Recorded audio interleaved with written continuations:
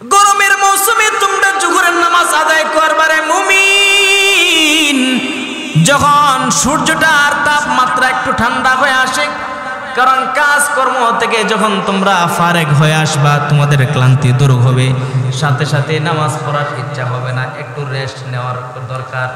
গোসল দিবা, নামাজ পড়বা, তারপরে খানা খাইবা। এই জন্য রাসূল সাল্লাল্লাহু আলাইহি ওয়াসাল্লাম নাসাই শরীফের হাদিস উল্লেখ করেন, কানা রাসূলুল্লাহ সাল্লাল্লাহু আলাইহি ওয়াসাল্লাম ইযা কানাল হাররু আবরাদা ওয়া ইযা কানাল বারদু আজ্জালা।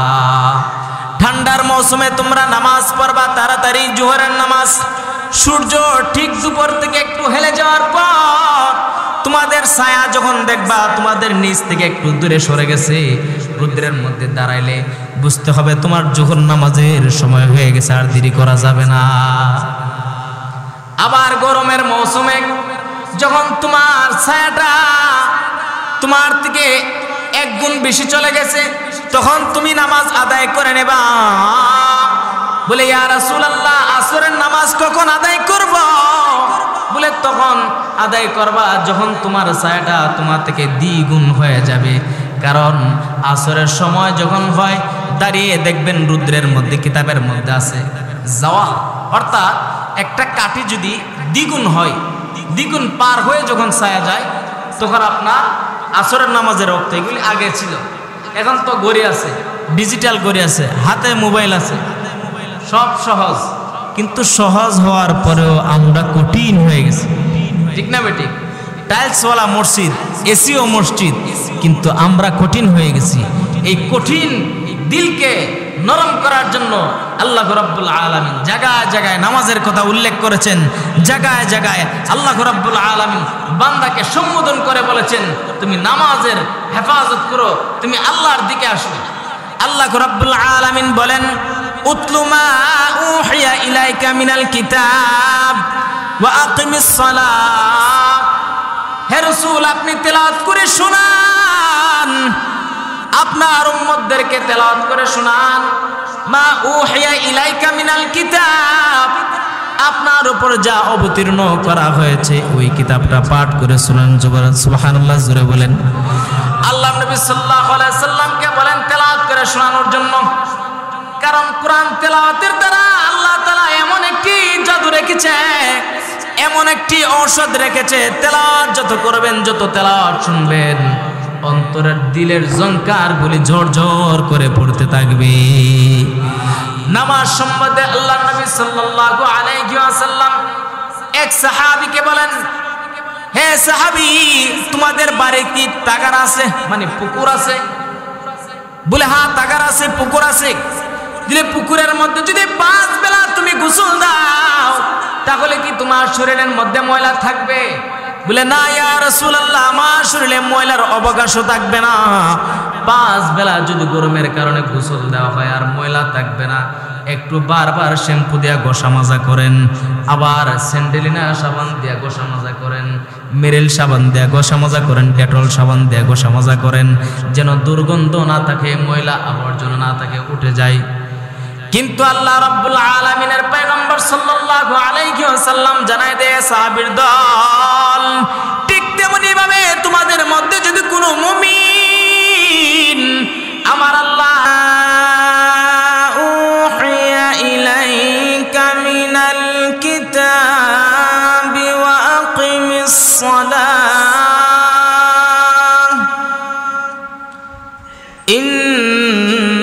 الصلاة تنهى عن الفحشاء والمنكر ولذكر الله أكبر والله يعلم ما تصنعون.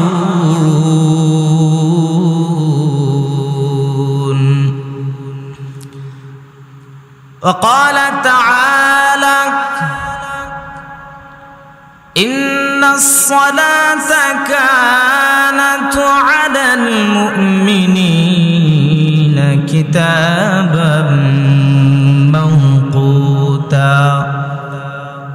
صدق الله المولانا العظيم وصدق رسوله النبي الكريم ونحن على ذلك من الشاهدين والشاكرين والحمد لله رب العالمين.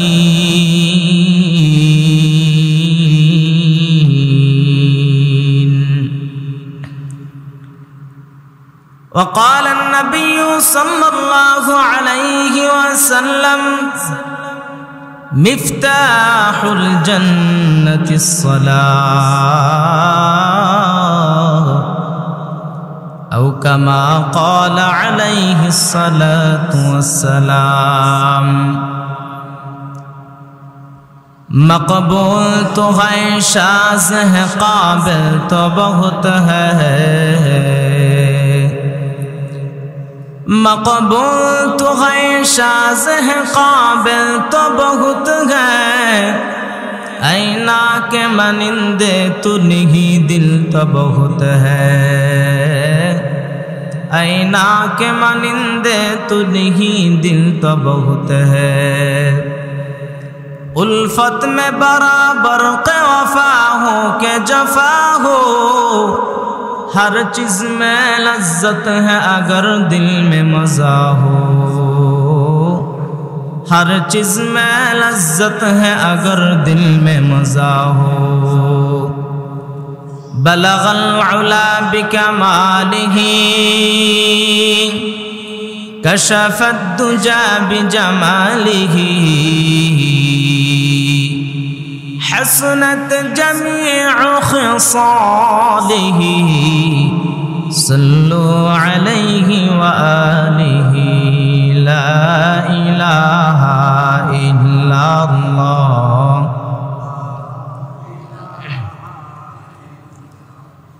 সামনের খালি জায়গা পূরণ করে বসে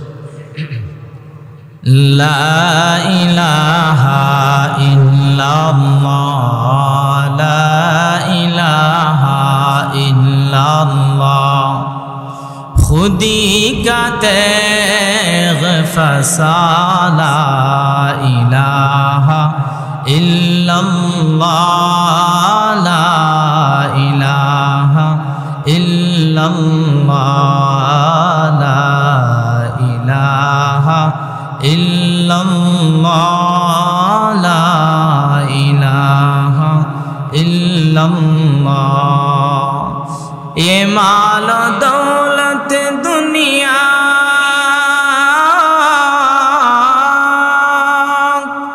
ये माल दौलत दुनिया ए रिश्तों पे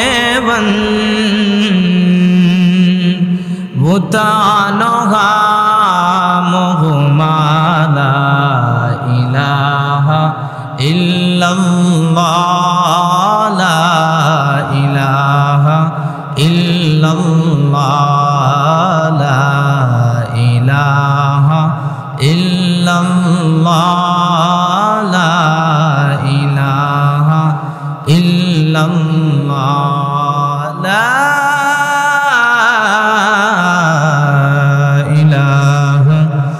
इल्लल्लाहु मुहम्मदुर रसूलुल्लाह सल्लल्लाहु अलैहि वसल्लम. मुहतरम हाजिरिन उपस्थित सम्मानित मुसल्लियाने कराम मुरब्बियाने आज़म कलेजार टुकरा समबयसी युवक बंधुरा स्नेहेर छोटो भाइयेरा महान आल्लाह पाकेर दरबारे लाख कोटी शुकुर जे महान रब्बुल आलामीन आमादेरके आल्लाह ताआलार आहकाम पवित्र जुमार नामाजेर दिन जुमार नामाज आदाय करार उद्देश्ये आल्लाह ताआलार घर मस्जिदे आसार तौफिक दान करेछेन आगे आगे এই জন্য আল্লাহর দেওয়া জবান থেকে কালিমাতুশ শুকর আদায় করে আলহামদুলিল্লাহ আলহামদুলিল্লাহ। আল্লাহ তাআলা বলেন আমার যে বান্দা বান্দি আলহামদুলিল্লাহ শব্দটা বলল তার জন্য জান্নাতে একটা ছায়াদার এবং ফলদার গাছ রোপণ করে দিল। সুবহানাল্লাহ। আল্লাহ তাআলা আরো বলেন কোরআনে কারিমের মধ্যে, لئن شكرتم لأزيدنكم ولئن كفرتم إن عذابي لشديد।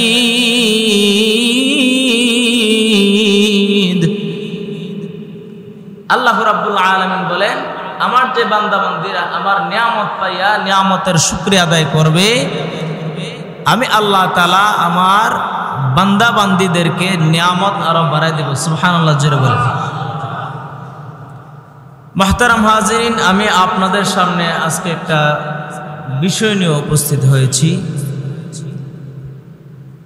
তিলাওয়াত করেছি। আল্লাহ রাব্বুল আলামিন বলেন, নবী করিম সাল্লাল্লাহু আলাইহি ওয়াসাল্লামকে এই আয়াত অবতীর্ণ করে নামাজ তেলাওয়াত করার জন্য আল্লাহ বলেছেন, উতলু মা উহিয়া ইলাইকা মিনাল কিতাব, তেলাওয়াত করুন, পাঠ করুন, মা উহিয়া ইলাইকা মিনাল কিতাব, আপনার উপর যা অবতীর্ণ করা হয়েছে, ওয়া আকিমিস সালাত, এবং নামাজ প্রতিষ্ঠিত করুন। ইন্নাস সালাতা তানহা আনিল ফাহশাই ওয়াল মুনকার, নিশ্চয়ই নামাজ গর্হিত কাজ, ফাহেসা কাজ, মন্দ কাজ, খারাপ কাজ থেকে বিরত রাখে। সুবহানাল্লাহ জোরে বলুন।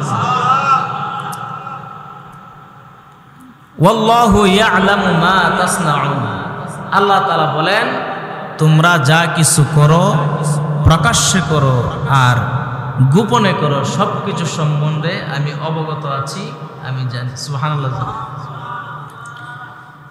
এই আয়াতে কারিমার তেলাওয়াত করার, এই আয়াতে কারিমা নাজিল করার উদ্দেশ্য হলো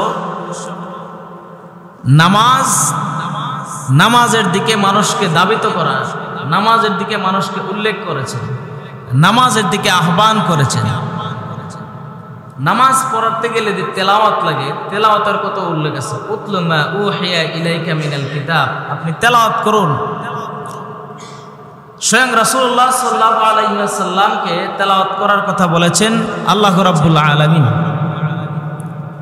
এই ধারাবাহিকতা আজকে আমাদের পর্যন্ত পৌঁছেছে। তো নামাজ কি, নামাজ কাকে বলা হয়? সালাত এটা আরবি শব্দ, সালাত এটা হলো আরবি শব্দ। যেমন আল্লাহ তাআলা অন্য আয়াতের মধ্যে বলেন, ইন্নাস সালাতা কানাত আলাল মুমিনিনা কিতাবাম মাওকুতা। আল্লাহ রাব্বুল আলামিন বলেন, নিশ্চয়ই তোমাদের উপর নামাজকে ফরজ করা হয়েছে নির্ধারিত সময়, নির্দিষ্ট সময়। কিতাবান, এখানে কিতাবান শব্দের অর্থ হলো মাকতুব, অর্থাৎ ফরজ করা হয়েছে মাওকুতা, নির্দিষ্ট সময়। কিতাবের একাধিক অর্থ আছে। একটা হলো কিতাবুন মানে বই, কিতাবান এখানে বহু বচন এনেছেন। এখানে কিতাবান দ্বারা উদ্দেশ্য হলো নামাজ ফরজ করা হয়েছে মাওকুতান, অর্থাৎ সময়, নির্দিষ্ট সময়ে। তো আরবি ভাষা অনুযায়ী সালাত বলা হয় নামাজকে, আর উর্দু এবং ফার্সিতে বলা হয় নামাজ। তো সালাত শব্দের পারিভাষিক অর্থ হলো দোয়া, সালাত শব্দের অর্থ হলো দোয়া। তো আমরা যে অর্থে আমরা নামাজ বুঝি, এই নামাজ পড়ার কথা আল্লাহ রাব্বুল আলামিন আমাদেরকে নির্দেশ দিয়েছেন। অসংখ্য আয়াতের মধ্যে আল্লাহ রাব্বুল আলামিন নামাজের কথা উল্লেখ করেছেন। সালাত, আল্লাহর নবী সাল্লাল্লাহু আলাইহি ওয়াসাল্লাম ওয়াফাতের সময় হযরত আলী রাদিয়াল্লাহু তাআলা আনহুকে ওসিয়ত করে গেলেন, আসসালাত আসসালাত ইত্তাকুল্লাহাল ঈমান।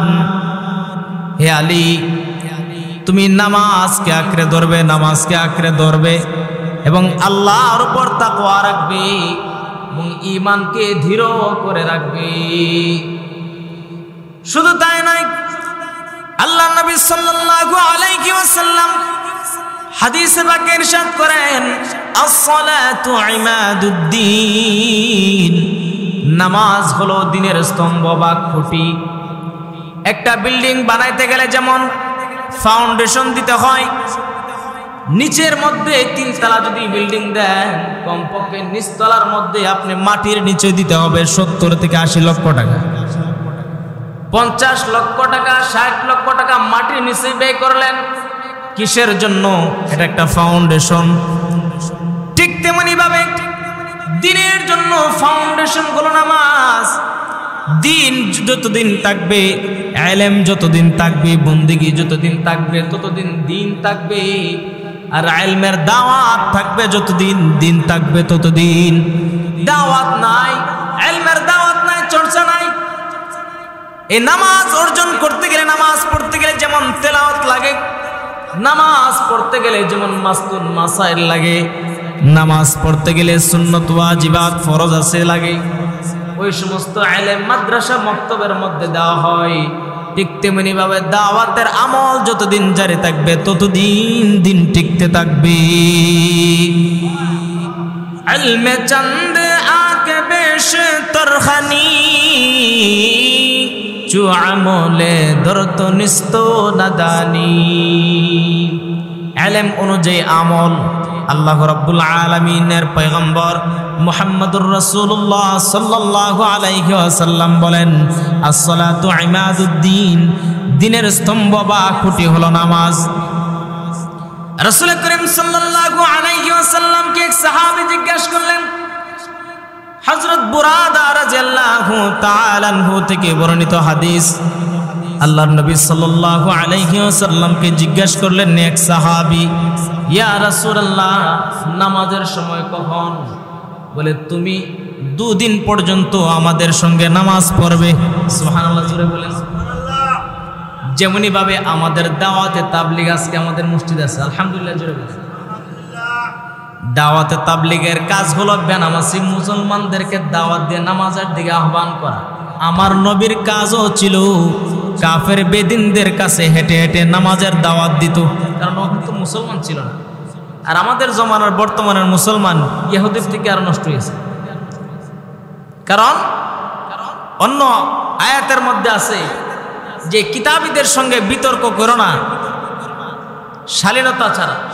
কারণ ইহুদিরা সেম ইহুদিদের কাণ্ড, আর আমাদের বর্তমান কিছু মানুষ আছে তারা আল্লাহ তাআলার নামাজ পড়ে না, বন্দেগী করে না, নবীজির সুন্নাহ অনুযায়ী চলে না, শুধু নাচে আর নাচে। তে ইসরায়েল বাহিনী, এই বেঈমান বাহিনী ইরানের মায়ের খেয়ে শুধু নাচে। তওরাত কিভাবে পড়ে এরা এইভাবে খালি নাচে। তে নাচানাচের মধ্যে আছে, এরান নাচানাচি আর আট্রসির নাচানাচির মধ্যে কোনো পার্থক্য নাই। তো নামাজ এর মধ্যে নাচানাচি নাই। নামাজ আল্লাহ রাব্বুল আলামিন বলেছেন, হাফিজু আলাস সালাতিল ওয়াসসালাতিল উসতা। আল্লাহ রাব্বুল আলামিন বলেন, তুমি নামাজকে হেফাজত করো, নামাজকে হেফাজত করো এবং বিনয়ের সাথে নামাজ পড়ো। নামাজকে বিনয়ের সাথে আল্লাহ রাব্বুল আলামিন পড়ার কথা বলেছেন। নামাজের মধ্যে অনেকে দেখা যায় একদম 2 পা সরায় দাঁড়ায়, যেমন দেখা যায় গুন্ডায় দাঁড়াইছে, হাত বাঁধবো এখানে আর ফাঁকা দিব যৎকান ফাঁকা মেলা। এইভাবে তো আল্লাহ তাআলা নামাজের কথা বলেছেন। আল্লাহ তাআলা নামাজে বলছে, হাফিজু আলাস সালাতি ওয়াস সালাতিল উসতা, তুমি বিনয়ের সাথে নামাজকে আদায় করো, নামাজকে হেফাজত করো। এখানে হুরুস্তুলি করার জন্য তার বলে নাই। এজন্য মন গড়া বন্দেগী করলে হবে না, আল্লাহ তাআলার দেওয়া বিধান অনুযায়ী নামাজ পড়তে হবে। সাহাবায়ে কেরাম জিজ্ঞাসা করলেন, ইয়া রাসূলুল্লাহ, নামাজের ওয়াক্ত কোন সময়? তখন ওই ব্যক্তি যে ব্যক্তি জিজ্ঞাসা করলো নামাজের ওয়াক্ত কোন সময়, নামাজের সময় জানার জন্য যখন আসছে, আল্লাহর নবী সাল্লাল্লাহু আলাইহি ওয়াসাল্লাম ওই লোকটাকে সাথে 2 দিন নামাজ পড়ালেন। প্রথম দিন মধ্যাচ্ছন্ন আকাশের মধ্যে সূর্যটা যখন একটু ঢলে যাওয়ার পর হযরতে বেলাল রাদিয়াল্লাহু তাআলা আনহু নবীজির অনুমতি নিয়ে আযান দিলেন। আযানের পরে ইকামত দিলেন, নামাজ আদায় করলেন। জোরে বলেন সুবহানাল্লাহ। তারপরে আবার আসর নামাজের সময় হলো, সূর্যটা যখন আবার দ্বিগুণ হেলে গেল, দ্বিগুণ ঢলে যাওয়ার পর সূর্যের তাপমাত্রা যখন সাদা আবরণের হয়, তখন আসরের ওয়াক্তের আযান দিলেন বেলাল রাদিয়াল্লাহু তাআলা আনহু রাসূলের অনুমতি নিয়ে আযান দিলেন। আযান দেওয়ার পর নামাজ পড়লেন, ইকামত দিয়ে নামাজ আদায় করলেন। সূর্যাস্তের সময় সূর্য অস্ত যাওয়ার পর আবার বেলাল রাদিয়াল্লাহু তাআলা আনহু নবীজির অনুমতি নিয়ে আল্লাহর নবী সাল্লাল্লাহু আলাইহি ওয়াসাল্লামের অনুমতি নিয়ে বেলাল রাদিয়াল্লাহু তাআলা আযান দিলেন, মাগরিবের আযান। মাগরিবের নামাজ আদায় করলেন। আবার যখন এই সূর্যের লালিমাটা শেষ হয়ে গেল, সূর্যের আলোটা শেষ হয়ে যাওয়ার পর অন্ধকারাচ্ছন্ন শুরু হলো। তারপরে রাত্রির 1/3 যখন হতে লাগলো, আল্লাহর নবী সাল্লাল্লাহু আলাইহি ওয়াসাল্লামের অনুমতি নিয়ে বেলাল রাদিয়াল্লাহু তাআলা এশার নামাজের আযান দিয়ে দেয়। এইভাবে এশার নামাজ আদায় করলেন।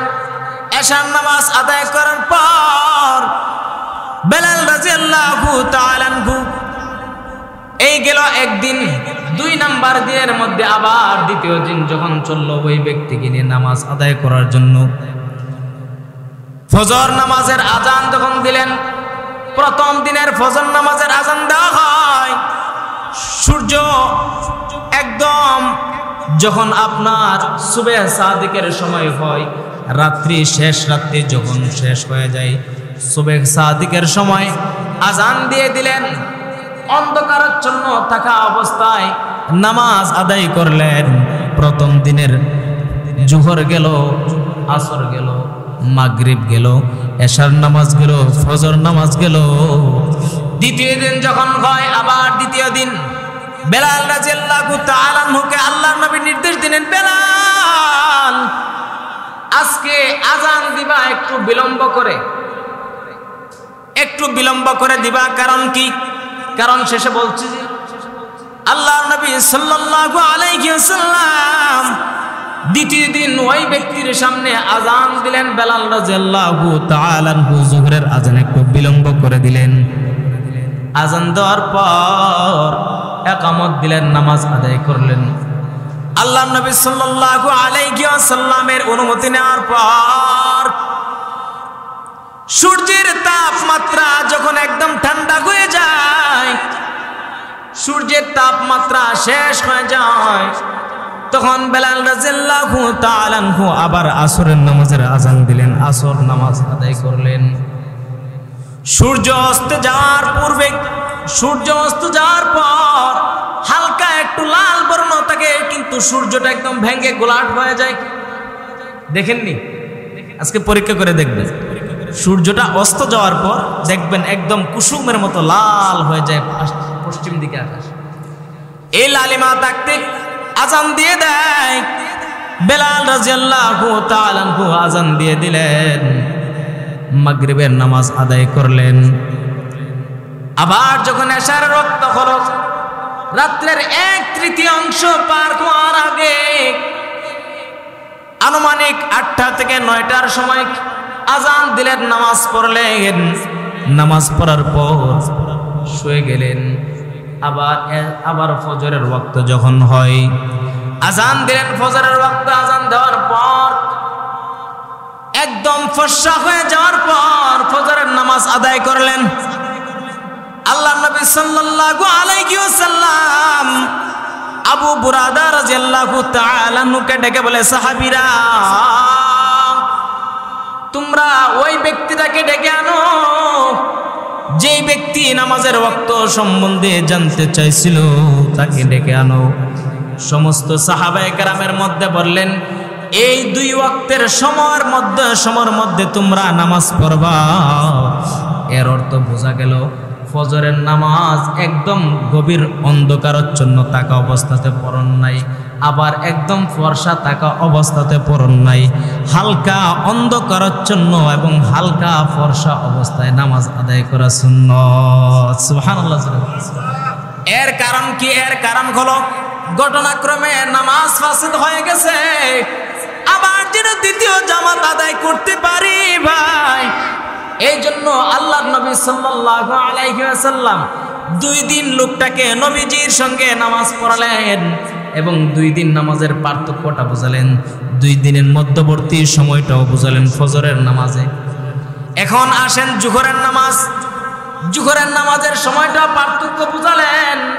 জোহরের নামাজের পার্থক্য হলো আল্লাহর নবী সাল্লাল্লাহু আলাইহি ওয়াসাল্লাম বলেন, কানা রাসূলুল্লাহি সাল্লাল্লাহু আলাইহি ওয়াসাল্লাম ইযা কানাল হাররু আবরাদা ওয়া ইযা কানাল বারদু আজ্জালা।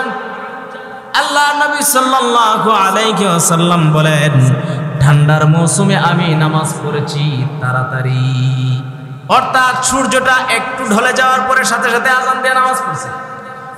ঠিক তেমনি ভাবে আমরাও পড়েছি। দারুল উলুম দেওবন্দ মাদ্রাসার নাম শুনছেন না? ভারত দারুল উলুম দেওবন্দ মাদ্রাসায় এই সুন্নত তরিকাটা চলে। শীত মৌসুমে নামাজ আদায় হয়ে যায়, আগে আগে 12:30টায় আজান হয়ে যায়, 1টা বাজে জামাত শুরু করে দেয়। সুবহানাল্লাহ। আবার গরমের মৌসুমে 1:30টা বাজে আজান, 2টা বাজে নামাজ জামাতে দাঁড়ায়। এইভাবে দারুল উলুম দেওবন্দের মহল্লার মধ্যে 3টা পর্যন্ত জামাত হয়। সুবহানাল্লাহ, জোরে বলেন। কারণ আল্লাহর নবী সাল্লাল্লাহু আলাইহি ওয়াসাল্লাম বলেন, গরমের মৌসুমে তোমরা জোহরের নামাজ আদায় করবারে মুমিন, যখন সূর্যটার তাপমাত্রা একটু ঠান্ডা হয়ে আসে। কারণ কাজকর্ম থেকে যখন তোমরা ফারেক হয়ে আসবা, তোমাদের ক্লান্তি দূর হবে, সাথে সাথে নামাজ পড়ার ইচ্ছা হবে না, একটু রেস্ট নেওয়ার দরকার। গোসল দিবা, নামাজ পড়বা, তারপরে খানা খাইবা। এই জন্য রাসূল সাল্লাল্লাহু আলাইহি ওয়াসাল্লাম নাসাই শরীফের হাদিস উল্লেখ করেন, কানা রাসূলুল্লাহ সাল্লাল্লাহু আলাইহি ওয়াসাল্লাম ইযা কানাল হাররু আবরাদা ওয়া ইযা কানাল বারদু আজ্জালা। ঠান্ডার মৌসুমে তোমরা নামাজ পড়বা তাড়াতাড়ি জোহরের নামাজ। সূর্য ঠিক দুপুর থেকে একটু হেলে যাওয়ার পর তোমাদের ছায়া যখন দেখবা তোমাদের নিচ থেকে একটু দূরে সরে গেছে, রৌদ্রের মধ্যে দাঁড়াইলে বুঝতে হবে তোমার জোহর নামাজের সময় হয়ে গেছে, আর দেরি করা যাবে না। আবার গরমের মৌসুমে যখন তোমার ছায়াটা তোমার থেকে 1 গুণ বেশি চলে গেছে, তখন তুমি নামাজ আদায় করে নেবা। বলে, ইয়া রাসূলুল্লাহ, আসরের নামাজ কখন আদায় করব? বলে, তখন আদায় করবা যখন তোমার ছায়াটা তোমার থেকে দ্বিগুণ হয়ে যাবে। কারণ আসরের সময় যখন হয়, দাঁড়িয়ে দেখবেন রৌদ্রের মধ্যে, কিতাবের মধ্যে আছে জাওয়াল, অর্থাৎ একটা কাঠি যদি দ্বিগুণ হয়, দ্বিগুণ পার হয়ে যখন ছায়া যায়, তখন আপনার আসরের নামাজের ওয়াক্ত। এগুলি আগে ছিল, এখন তো ঘড়ি আছে, ডিজিটাল ঘড়ি আছে, হাতে মোবাইল আছে, সব সহজ। কিন্তু সহজ হওয়ার পরেও আমরা কঠিন হয়ে গেছি, ঠিক না বেটি? টাইলসওয়ালা মসজিদ, এসিও মসজিদ, কিন্তু আমরা কঠিন হয়ে গেছি। এই কঠিন দিলকে নরম করার জন্য আল্লাহ রাব্বুল আলামিন জায়গায় জায়গায় নামাজের কথা উল্লেখ করেছেন। জায়গায় জায়গায় আল্লাহ রাব্বুল আলামিন বান্দাকে সম্বোধন করে বলেছেন, তুমি নামাজের হেফাজত করো, তুমি আল্লাহর দিকে আসো। আল্লাহ রাব্বুল আলামিন বলেন, উতলু মা উহিয়া ইলাইকা মিনাল কিতাব ওয়া আকিমিস সালাহ। হে রাসূল, আপনি তেলাওয়াত করে শোনান, আপনার উম্মতদেরকে তেলাওয়াত করে শোনান।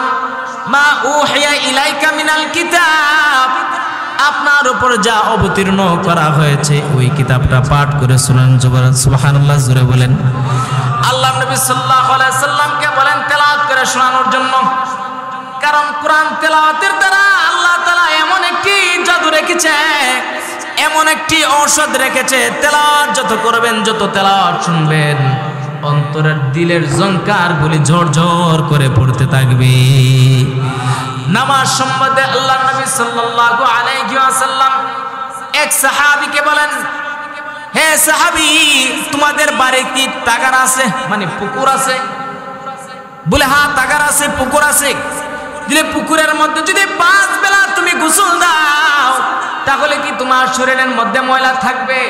বলে না ইয়া রাসূলুল্লাহ, আমার শরীরে ময়লার অবকাশও থাকবে না। 5 বেলা যদি গরমের কারণে গোসল দেওয়া হয় আর ময়লা থাকবে না।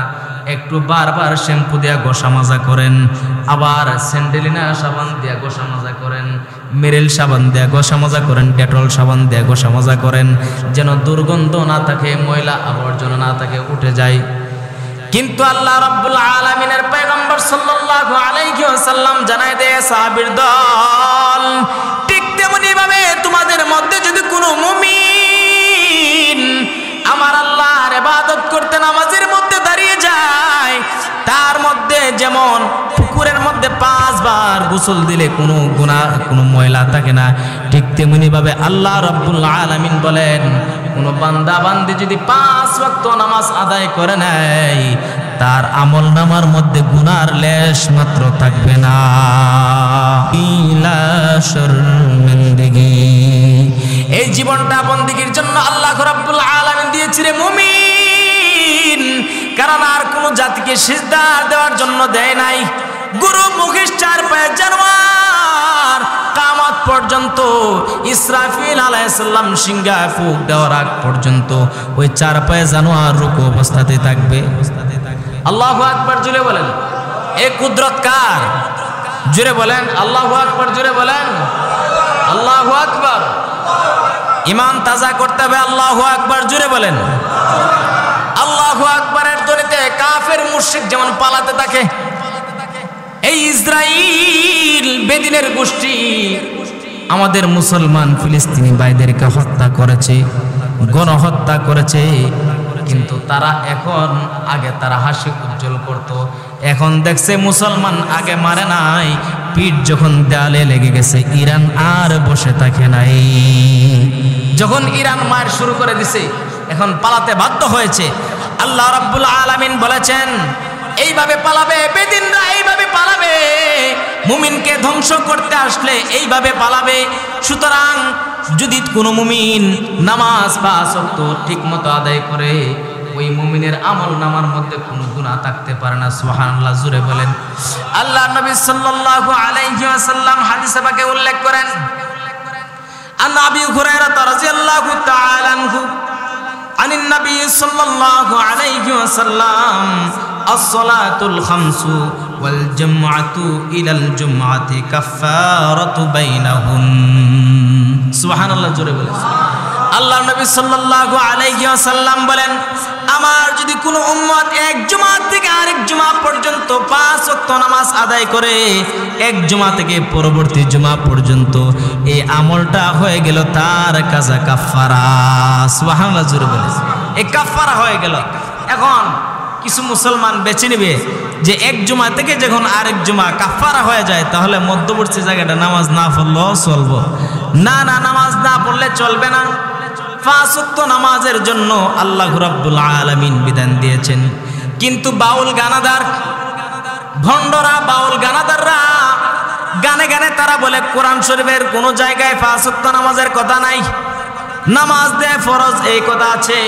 তাদের প্রশ্নের জবাব হলো, আল্লাহ নবী সাল্লাল্লাহু আলাইহি ওয়াসাল্লামের উপর সূরা হাশরের এই আয়াত নাযিল করে আল্লাহ জানায় দেন, মা আতাকুমুর রাসূলু ফাখুযুহুম ওয়া মা নাহাকুম আনহু ফান্তাহু।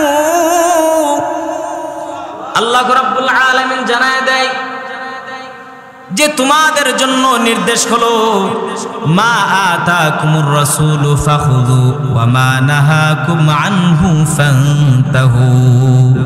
আমার রাসূল করিম সাল্লাল্লাহু আলাইহি ওয়াসাল্লাম যে নির্দেশ দেন, বান্দা বান্দির দল ওই নির্দেশ মানবে, আর যেই নির্দেশ যেটা সম্বন্ধে তোমাদেরকে নিষেধ করে দেয় এটা সম্বন্ধে তোমরা বিরত থাকবে। জোরে বলেন সুবহানাল্লাহ।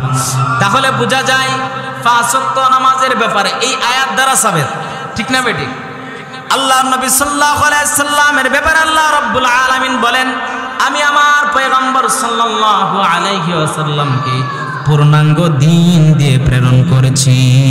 এটার মধ্যে আর কোনো সংযোজন করার অবকাশ নাই, আর এটার মধ্যে কোনো সংশোধন করার অবকাশ নাই।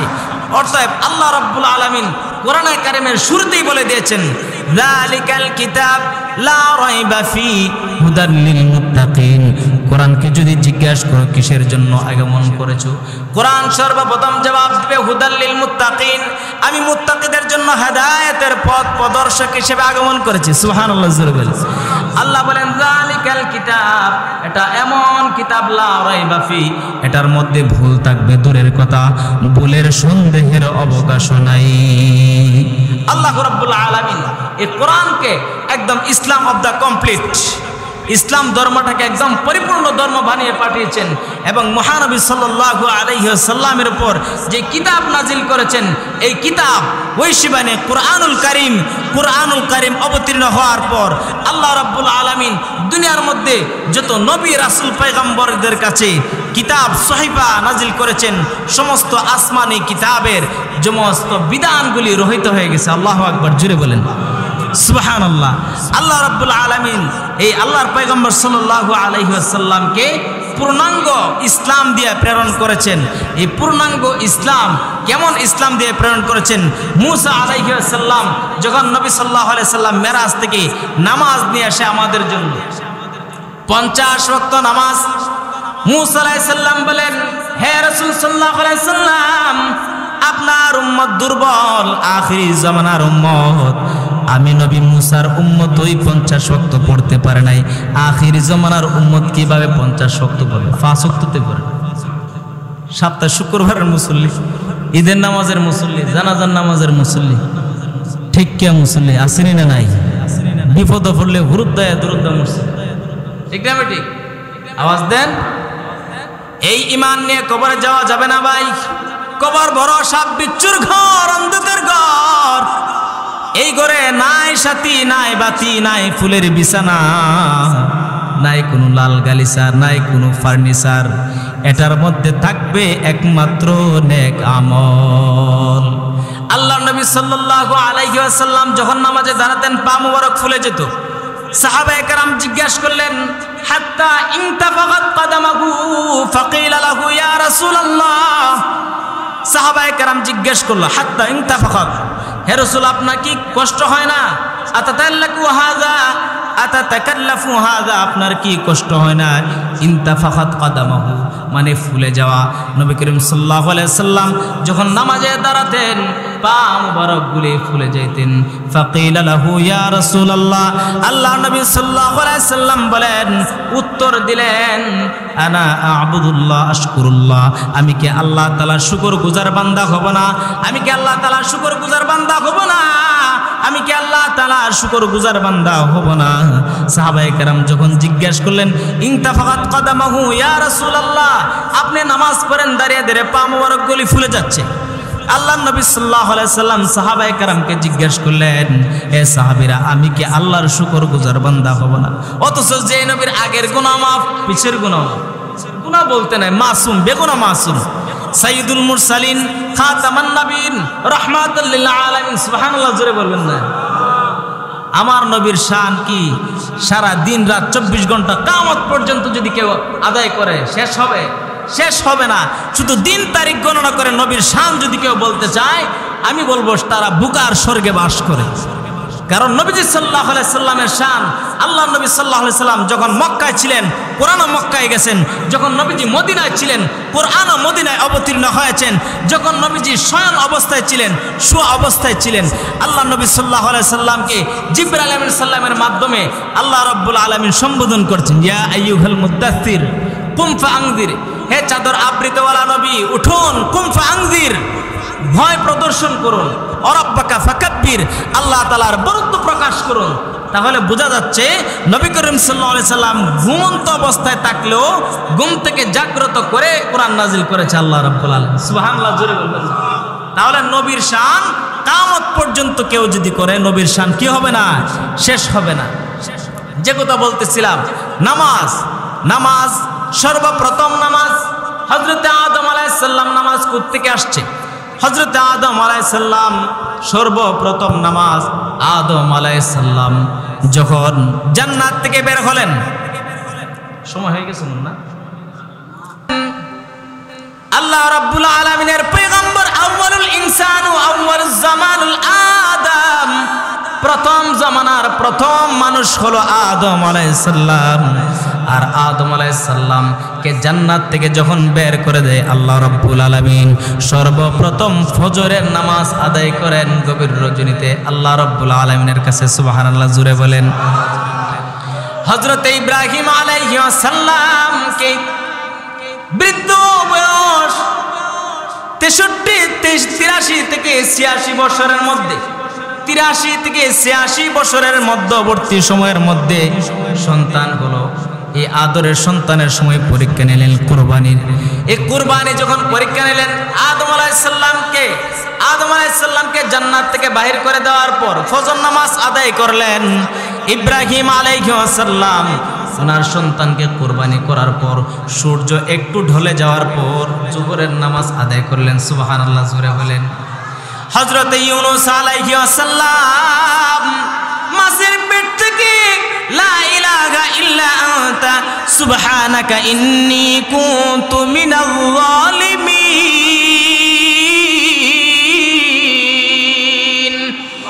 তিনটা অন্ধকারের ভিতরে থেকে আল্লাহ রাব্বুল আলামিনের কাছে ফানা চাইছে, দোয়া করছে। দোয়ার পর আসরের সময় বিকেল বেলা কদু গাছ চিনেন তো, লাউ গাছের পাতার নিচে মাছটা যখন হা করে ইউনূস আলাইহিস সালামকে রেখে যায়, ইউনূস আলাইহিস সালাম শুকরিয়া তান আসরের নামাজ আদায় করলেন। আবার যখন ঈসা আলাইহিস সালাম, হযরত ঈসা আলাইহিস সালাম শুকরিয়া তান মাগরিবের নামাজ আদায় করেন। ঈসা আলাইহিস সালাম শুকরিয়া তান মাগরিবের নামাজ আদায় কেন করেন? ঈসা আলাইহিস সালামকে আল্লাহ রাব্বুল আলামিন পিতাহীন সন্তান জন্ম দিয়েছে। জোরে বলেন সুবহানাল্লাহ। ঈসা ইবনে মারইয়াম বেপেদর পর জন্দে পয়দা ও কুনদ তিফলেরা দর মাহদে গুয়া ও কুনদ। আল্লাহু আকবার, জোরে বলেন। আল্লামা ফরিদুদ্দীন আত্তার রাহমাতুল্লাহি আলাইহি পান্তানামা কিতাবের মধ্যে উল্লেখ করেন, আমার আল্লাহর কুদরত কত বড়। মুমিন আল্লাহ রাব্বুল আলামিন পিতা ছাড়া সন্তান জন্ম দিতে পারে, ওইটা হলো আমার আল্লাহ। এই গ্রামে আসেনি? এই গ্রামে আল্লাহ আসেনি? তাহলে নামাজ পড়তে হবে ইনশাল্লাহ। আমার যুবক ভাইরা হাত উঠায় দেখান, এই টাইলসওয়ালা মসজিদ যেন খালি না থাকে। কে কে নামাজ পড়েন? 5 ওয়াক্ত নামাজ আদায় করতে হবে। আল্লাহ রাব্বুল আলামিনের গোলামি ছাড়া কোনো কিছুর মধ্যে শান্তি নাই। আল্লাহ রাব্বুল আলামিনের গোলামি ছাড়া শান্তি নাই, দুনিয়াতে শান্তি নাই, আখিরাতেও শান্তি নাই। আপনি 5 ওয়াক্ত নামাজ পড়বেন। 5 ওয়াক্ত নামাজ পড়লে আল্লাহ রাব্বুল আলামিন 5টা পুরস্কার দিবে। হযরত মুসা আলাইহিস সালাম মাদিয়ান শহর থেকে যখন যায় তখন মাগরিবের নামাজ আদায় করে। সুবহানাল্লাহ, জোরে বলে। কারণ মুসা আলাইহিস সালাম ছিল ফেরাউনের বরাদ্দ জালের মধ্যে। এই ফেরাউনের বেড়াজাল থেকে যখন মুসা আলাইহিস সালাম মুক্তি পায় তখন আল্লাহ রাব্বুল আলামিনের শুকরিয়া আদায় করতে গিয়া মাগরিবের এশার নামাজ আদায় করেছিলেন। এইভাবে আল্লাহ রাব্বুল আলামিনের পয়গম্বরগণ 5 জন পয়গম্বর শুকরিয়া তান যে 5 ওয়াক্ত নামাজ পড়েছেন, এই 5 ওয়াক্ত নামাজকে কোরআনের মধ্যে মা আতাকুমুর রাসূলু ওয়া মা আতাকুমুর রাসূলু ফাখুযু ওয়া মা নাহাকুম আনহুম ফান্তাহু, অর্থাৎ আল্লাহ রাসূল সাল্লাল্লাহু আলাইহি সাল্লাম যে নির্দেশ দিয়েছেন এবং যে নিষেধ করবেন নির্দেশ দিয়েছেন সমস্তগুলি মানবেন। আল্লাহর নবী সাল্লাল্লাহু আলাইহি সাল্লাম যে আদেশ করবেন এই আদেশ মানব আর নিষেধগুলিকে আমরা বর্জন করব। এই জন্য আল্লাহ রাব্বুল আলামিন পূর্ণাঙ্গভাবে জানিয়ে দিয়েছেন যে তোমরা 5 ওয়াক্ত নামাজ কোরআনে নাই একথা বলার কোনো অবকাশ নাই। কারণ 5 ওয়াক্ত নামাজের ব্যাপারে এই আয়াত দ্বারা হলো দলিল। যারা গানে গানে বলে, বাউল শিল্পী যারা, যে 5 ওয়াক্ত নামাজ কোরআনের কথা নাই, তোমরা সূরা হাশরের এই আয়াতের মর্মার্থ বোঝার জন্য মাদ্রাসায় ভর্তি হয়ে যাও, কোরআনকে ধারণ করো, কোরআনকে বোঝার চেষ্টা করো। অযথা কোরআন কিনে কটাক্ষ করবা না, নামাজ কিনে কটাক্ষ করবা না। তুমি নামাজ পড়ো না, এটা ভালো কথা, তুমি যে গুনাহ কাজ করতেছো এটাই তুমি মেনে নাও। কারণ আল্লাহর নবী সাল্লাল্লাহু আলাইহি সাল্লাম বলেন, কোনো ব্যক্তি যদি গুনাহের কাজ করে আর গুনাহের কাজ কইরা যদি স্বীকার না করে তাহলে তার ঈমান চলে যাবে। সেজন্য শিরিক করলো, মুশরিক হয়ে যাবে। এজন্য গুনাহ তো করে করেই আবার শক্ত মনোবল করে। যেমন সুদখোররা সুদ খায়, কারণ সুদের সর্বনিম্ন স্তরের গুনাহ হলো আপন মায়ের সাথে জিনা করার সমপরিমাণ গুনাহ। এমন কোন নাফরমান কি এই গ্রামে আছে যে মায়ের সাথে জিনা করব? কোরআন আর আইন দূরের কথা, শাহবাজপুরের মানুষে কইব আগে হাই স্কুলের মাঠ এরা ধরে লটকা এরা ধরে ইচ্ছে মতে বাইরা, মানে বাইরেতে বাইরেতে মারবো, ঠিক না বেটি? এই কোরআনের বিধান জানার পরেও সুদ খাওয়ার সময় পাপ কি কম হইব? মায়ের সাথে যখন জিনা হই টেহাটা বাড়াই দে, এরকম সুদ করা আছে না নাই? এজন্য সুদের গুনাহ সবচেয়ে জঘন্যতম গুনাহ। কারণ সুদের গুনাহ যদি কেউ জিদ করে খায়, ইন্টারেস্ট বলে খায়, আল্লাহ তাআলা বলে জানার পরও যে খায় এজন্য স্বয়ং আমি আল্লাহর সঙ্গে যুদ্ধ ঘোষণা করব। তাহলে এই সুদখোর থেকে আমরা বিরত থাকতে হবে। যে সুদখোর আল্লাহর সাথে যুদ্ধ ঘোষণা করে তার সাথে আমাদের কোনো সমাজ নাই। আজ থেকে আমরা প্রতিজ্ঞা করতে পারবো তো ইনশাআল্লাহ? আওয়াজ দেনা দি মারিলে আপনারা মারার শক্তি কারণ নাই।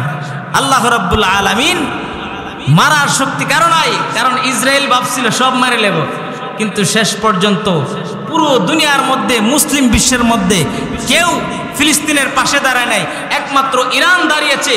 কিন্তু ইরান একই দেখিয়ে দিয়েছে মুমিনের ইমানের পাওয়ার কোনো অ্যাটম বোমের কাছে নাই, কোনো টনি ব্লেয়ারের বুশের কাছে নাই, কোনো ট্রাম্পের কাছে নাই, ঠিক না বেটি? চিল্লায় বলেন। এর জন্য মুমিনের মনোবল শক্ত রাখতে হবে। ভাইবেন না আমরা বাংলাদেশ আমরা কিছু করবে না, সব কিছু ঠেকায়া এই ট্রাম্প আর মোদি মিল্লা বাংলাদেশের উপর আক্রমণ করারও পাত চালতেছে। এটা আপনারা ঘরে বসে থাকলে হবে না, ঘুমন্ত ইমানকে সজাগ করতে হবে, ঘুমন্ত ইমানকে সজাগ করতে হবে। তাহলে কিভাবে? ঘরে ডিসলাইন দেখে দেখে, স্টার জলসা দেখে দেখে না, তাহলে আসতে হবে নামাজের মুসল্লায় আসতে হবে, তওবা চাইতে হবে, আল্লাহর কাছে তওবা করতে হবে, নামাজের মুসল্লায় আসতে হবে। আসেন নামাজ পড়লে কি ফায়দা হয়? আল্লাহ তাআলা নামাজ পড়লে, 5 ওয়াক্ত নামাজ পড়লে 5টা পুরস্কার দেব। এখানে 5টা পুরস্কারের কথা বলে আমি শেষ করে দেব আলোচনা। আল্লাহ রাব্বুল আলামিন বলেন 5 ওয়াক্ত নামাজ আদায় করলে 5টা পুরস্কার। 1 নাম্বার হলো রিজিকের অভাব দূর করে দিবে। 2 নাম্বার হলো কবরের আযাব আল্লাহ তাআলা মাফ করে দিবে। 3 নাম্বার হলো আমল নামা ডান হাত দিবে। 4 নাম্বার হলো কিয়ামতের 4 নাম্বার হলো ফুল সিরাতের ফুল বিজলির সাথে পার করে দিবে। 5ম নাম্বার হলো বিনা হিসেবে জান্নাতে দান করবে। সুবহানাল্লাহ জোরে বলেন। তাহলে বিনা হিসেবে আমরা সবাই যাইতে চাই তো ইনশাআল্লাহ? না এই ঈমান লয়ে বসে থাকবেন যে ঈমান তো আছেই, আল্লাহ তাআলা ফুইরা উইরা হইলো একদিন জান্নাতে দিব, ফুইরা উইরা হইলো একদিনে জান্নাতে দিব। এই পুরা ঈমান লয়ে জান্নাতে যাওয়ার আশা করবেন না, পরিপক্ক ঈমান লয়ে জান্নাতে যাওয়ার আশা করবেন। আল্লাহ রাব্বুল আলামিন আমাদেরকে 5 ওয়াক্ত নামাজ মসজিদে এসে আদায় করার তৌফিক দান করুক। মা আলাইনা ইল্লাল বালাগ। আসসালামু আলাইকুম।